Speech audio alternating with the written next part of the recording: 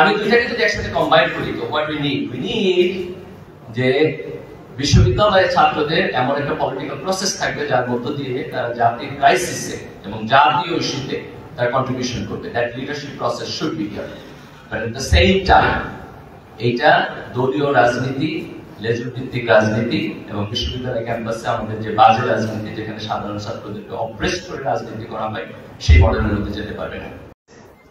In one perspective আমি চিন্তা করি যে ছাত্রদের কাজ হচ্ছে পড়াশোনা করা।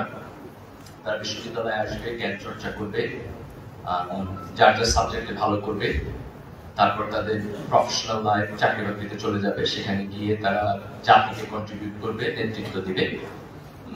প্রফেশনাল লাইফ থেকে তারা যদি জাতীয় রাজনীতিতে যেতে চায়, যারা অ্যাক্টিভলি পার্টিসিপেট করবে তারা পার্টিসিপেট করবে।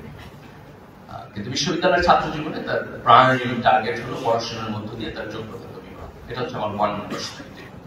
এবং এই জায়গা থেকে আমি বিশ্ববিদ্যালয়ের ছাত্র রাজনীতি থাকাই উচিত না বলে মনে করি।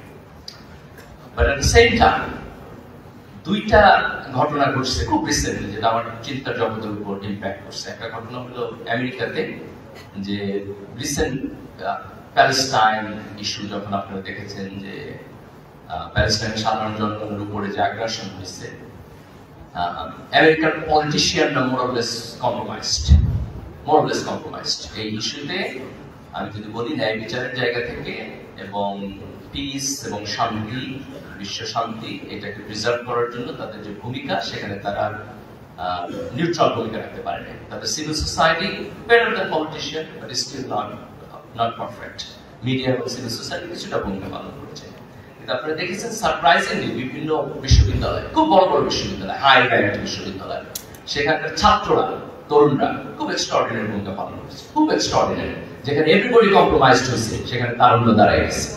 So this is one event. এবং সেকেন্ড হচ্ছে আমাদের এখানে জুলাই গণঅভ্যুত্থান। আমরা 16 বছরের একটা ফ্যাসিবাদী শাসনের মধ্যে দিয়ে গেছি।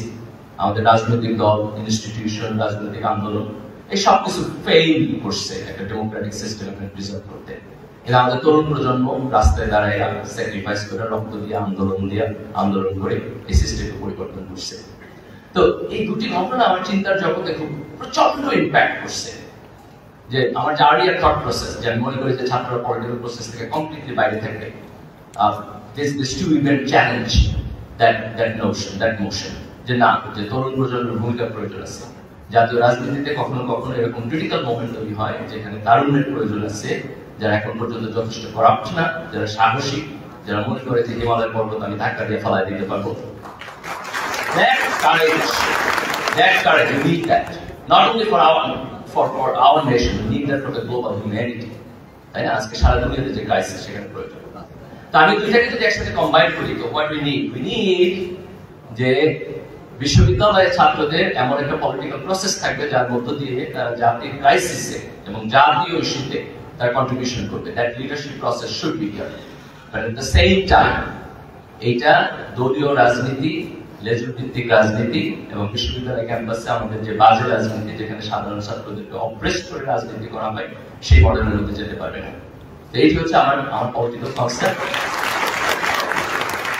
এবং ছাত্র শিবিরের সাবেক ছাত্র নেতা হিসাবে এবং আজকে বিশ্ববিদ্যালয় ক্যাম্পাসের সাবেক অ্যালামনাই হিসাবে ছাত্র শিবিরের কাছে আমার যে এক্সপেকটেশন, সেটা হলো যে ছাত্র শিবির 91 থেকে মোরলেস ফ্যাসিবাদের আগ পর্যন্ত আমাদের যে স্টুডেন্ট পলিটিক্যাল যে সিস্টেম, এই সিস্টেম পারফেক্ট ছিল না। তো আমি এক্সপেক্ট করবো ছাত্র শিবির এখানে ফেরত যাবে না। They will not try to do that. বরং জুলাইয়ের গণ অভ্যুত্থানের যে চেতনা, সেটিকে ধারণ করে বিশ্ববিদ্যালয় ক্যাম্পাসে একটা পরিশীলিত ছাত্র রাজনীতি তারা করবে। আর এই পরিশীলিত ছাত্র রাজনীতি যদি সম্ভব না হয়, তাহলে আমি ছাত্র রাজনীতি বন্ধের পক্ষে। Thank you.